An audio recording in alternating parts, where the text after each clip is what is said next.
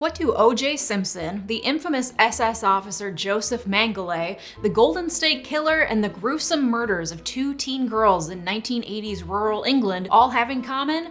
DNA evidence. Today we're talking all about the first time DNA evidence was used to catch a killer, how it's used in criminal cases today, and the ethical dilemmas around the public and private collection and use of DNA samples. First, in honor of Earth Day last week, let me thank my partner on today's video, 𝗏. 𝗏 is a public benefit company whose website, 𝗏𝗏𝗡𝗦, makes it easy to calculate and offset your carbon footprint. By answering a few questions about your lifestyle, you can find out your carbon footprint and how to reduce it. You can then offset your carbon footprint by funding a diverse mix of carbon reduction projects like tree planting, mineral weathering, and rainforest protection. The goal is to reduce your footprint and offset the rest. Once you sign up to contribute to projects, you receive monthly updates from the projects you support, so you get to see what your money is spent on. We are entering forest fire season, which is frankly already well underway in the western United States. So I'm really excited about a project 𝗏 is working on in California, which helps prevent wildfires in old-growth forests by removing dead and flammable trees,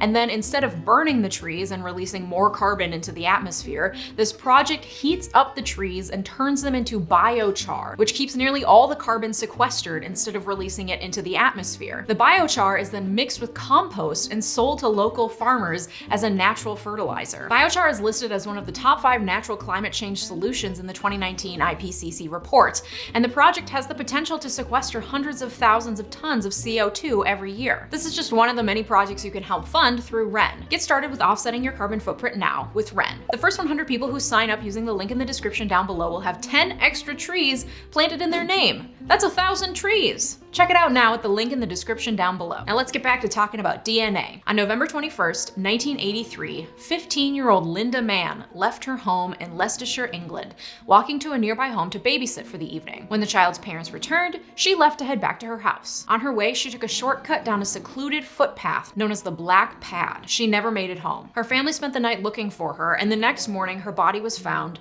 raped and strangled, along that footpath. Semen and other biological evidence was collected at the scene of the crime, but with no witnesses and no other evidence, the case ran cold. 2 years later, in 1985, just a few miles away at the University of Leicester, Dr. Alec Jeffreys discovered that certain areas of our DNA strands contain patterns that repeat many times, and the number of those variations is different in each person. Using this information, he developed a test to identify people's unique DNA fingerprint. This test was put to use right away to identify family relationships for paternity tests and immigration cases. On July 31st, 1986, again in Leicestershire, 15-year-old Dawn Ashworth left her home on foot to go visit a friend's house. Her parents were waiting for her to return at 9:30 p.m. She never did. Her family immediately reported her missing, and 2 days later, after an extensive search, her body was found in a wooded area near another secluded footpath called 10-Pound Lane. She had been beaten, raped, and strangled. Based on the similarities between this murder and the murder of Lynda Mann 3 years earlier, 15-year-old girls raped and strangled on remote footpaths just a few hundred yards away from each other, the police realized these crimes must have been committed by the same person. This sent shockwaves through the small town community, with the Leicester Mercury publishing the headline,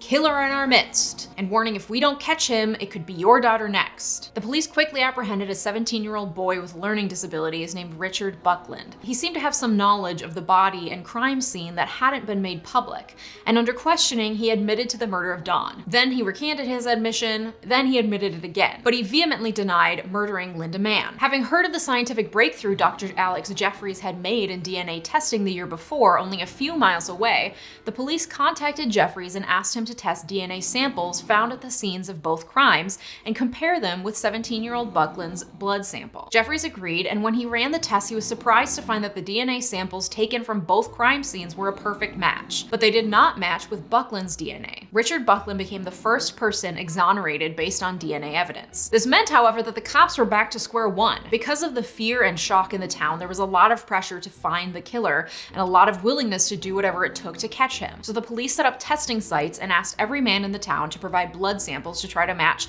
the DNA from the crime scene with a local man. In a few months, over 5,000 men had come forward to be tested, but none of them were a match. Then, a few months later, a woman was spending an evening in a local pub when she overheard a man telling his friends that he had posed as his co-worker and given his blood sample so his co-worker didn't have to. She She eventually told the police about what she heard, and the man from the pub was taken in for questioning. He revealed that he had given a sample for his co-worker at the local bakery, a man by the name of 𝗦𝗡𝗥𝗡𝗦. So they arrested Colin and took him back for a blood sample, and what do you know? A perfect match. Colin was immediately arrested for the murders and pled guilty to both. And when asked why Dawn Ashworth, he replied, "Opportunity. She was there and I was there." He also gave a detailed confession to both murders and 2 other assaults, admitting that when he raped and killed Lynda Mann, his car had been parked nearby and his baby son had been asleep in the back seat. The following January, Pitchfork appealed at Leicester Crown Court, where he pleaded guilty to 2 counts of murder, 2 counts of rape, 2 counts of indecent assault, and 1 count of conspiring to pervert the course of justice. The court was provided with a psychiatric report that recorded a personality disorder of psychopathic type accompanied by serious psychosexual pathology, and warned that Pitchfork will obviously continue to be an extremely dangerous individual while the psychopathology continues. He was sentenced to life in prison with possibility of parole after 30 years. Well, those 30 years were up in 2017, and he was moved to an open prison for good behavior, which is apparently a prison where people get supervised and unsupervised release. Pitchfork was released in July 2021 on conditional license, which I think in England is similar to parole. However, in November 2021, he was put back into prison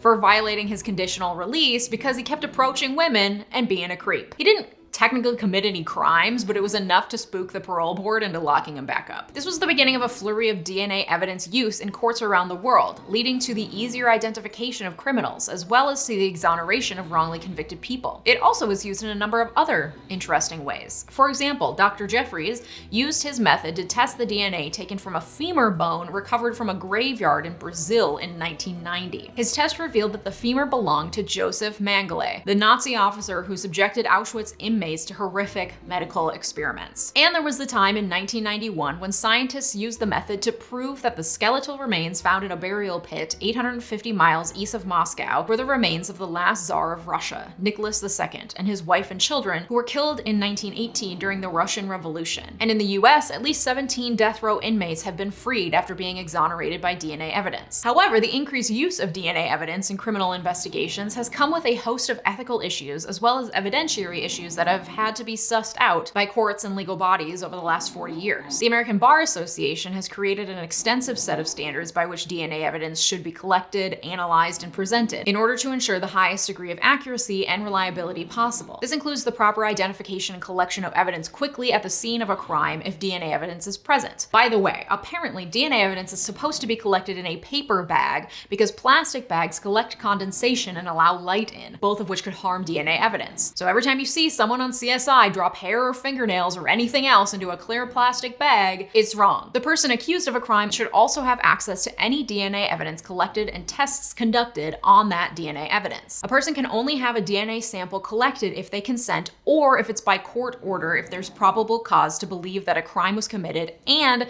that person was the one who committed it, or that person's DNA will help identify who committed the crime, in the case of taking DNA samples from family members, for example. In court, DNA evidence will only be allowed to be presented to a jury if it's presented by an expert witness who can testify that the evidence was tested in a well-established and accurate way. This is where DNA evidence can sometimes falter, because if there are any issues as to the accuracy of the test or the contamination of the DNA evidence, or anything in the expert witness's history to suggest that they might not be qualified to run these tests, it can cause the evidence to be removed from the trial altogether, or it can be used to poke holes in the DNA evidence and cast doubt in the minds of jurors. This is exactly what happened during the OJ Simpson trial. With no witnesses to the murders of Nicole Brown and Ron Goldman, DNA evidence was the key physical proof available to the prosecution during that trial. Reminder that the OJ Simpson trial happened in 1995, just 8 years after DNA evidence was first used to help identify a killer. While it had grown in use and popularity, it was still a relatively new and unknown form of evidence, enough that the jury for the OJ Simpson trial potentially wasn't aware or convinced of the accuracy of the tests. Much of the defense's argument rested on the glove. You know, that famous glove found on Simpson's property? DNA testing showed that blood from OJ and both victims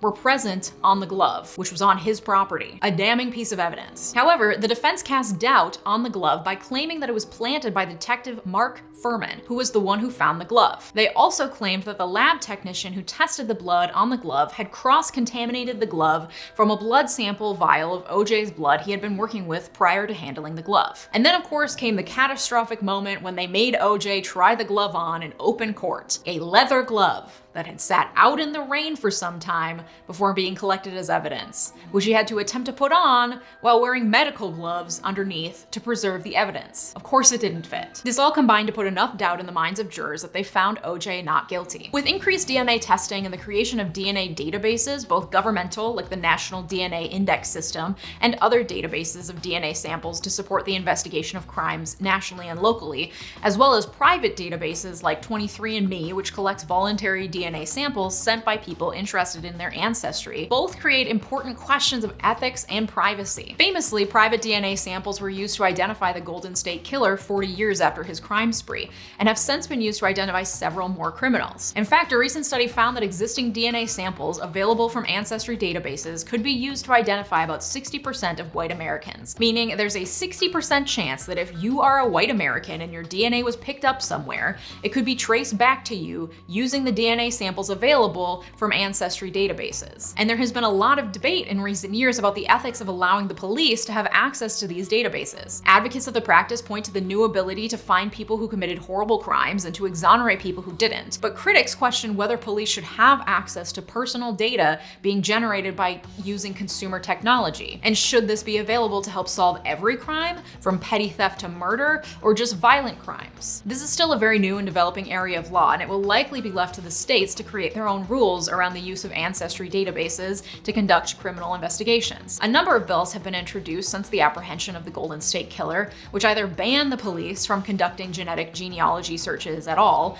or create regulations and restrictions around such searches. Maryland and Montana were the first states to actually pass laws restricting the use of the searches, though neither state outrightly banned them. Instead, they require a judge's approval, much like an arrest or a search warrant, before the databases can be searched. The ancestry databases themselves seem to be on the side of restricting police access in order to protect their customers' privacy. And that, my friends, is a brief background of the use of DNA evidence in criminal investigations. What do you think? Should the cops have access to ancestry databases? Do you care? Thanks again to the sponsor of today's video, Ren. A reminder that the first 100 people who sign up using the link in the description below will have 10 extra trees planted in their name. If you enjoyed this video, you might enjoy this video I made all about the OJ Simpson trial. Thanks so much for watching. Have a great day. Bye-bye.